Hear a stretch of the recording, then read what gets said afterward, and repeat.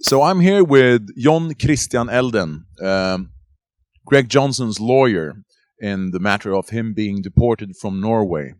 Can you tell us, when the Norwegian police came to get Greg Johnson yesterday, at first they just asked him to come with them.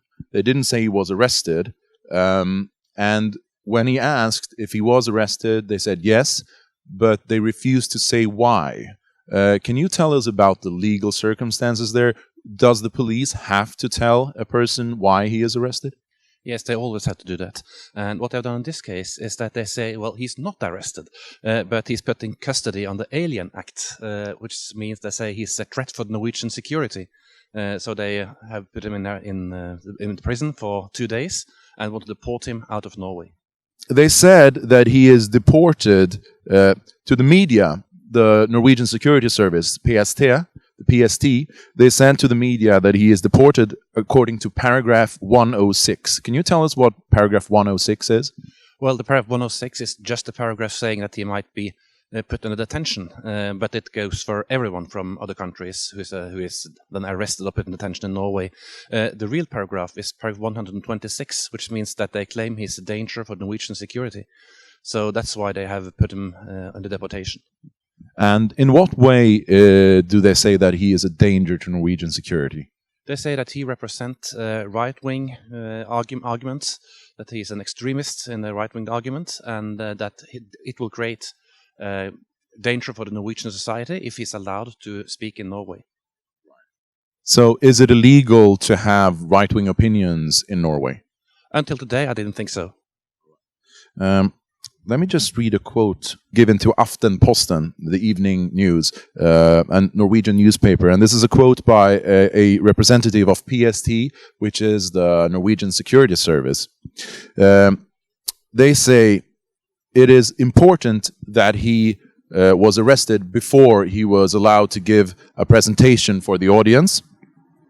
And they say further, I'm going to say this both in Norwegian and in English to just to get away from any confusion. Vi jobber forebyggende for å holde disse miljøene så små som mulig. In English, that would be, we work proactively to prevent these milieux from growing, to keep them as small as possible. And the milieu in question, we were at a political conference where we had intellectuals debating political questions. Is it within the police jurisdiction to actively prevent political debate? No, in my opinion, absolutely not. And I think they went back to their desks because now they don't longer claim that he has been arrested.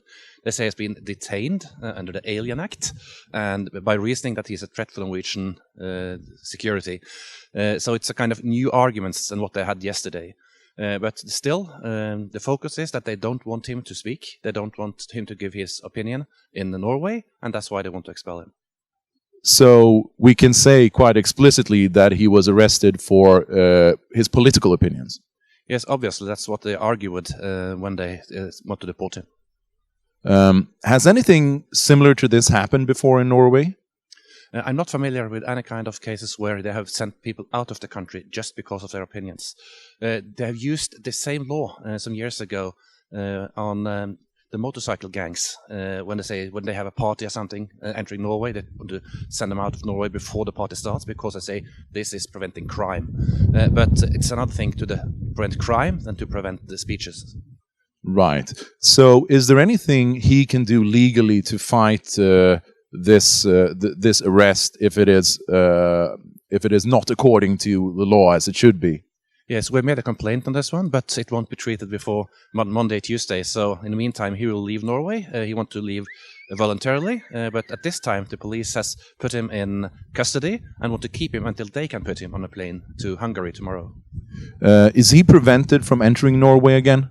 No, not by this document alone. But of course, if the Norwegian government says this is okay, then it will also be valid for next time he will try to come. But they will have to open a new case. So, if you were to experience this thing happening, if something like this would happen again, Is there anything you should keep in mind as a person if the police arrests you? Are there any rights that you should keep in mind and demand? Yes, you should always demand to speak with a lawyer, because then at least you get the law right. Right. Was there anything that you would advise Greg Johnson to have done differently to handle this in another way? No, not from his position. He was told by the police to come, and of course, when the police says so, he has to. But he should complain on this one, which he has also done. And I don't think this is valid. Well, thank you very much for taking the time to talk to us.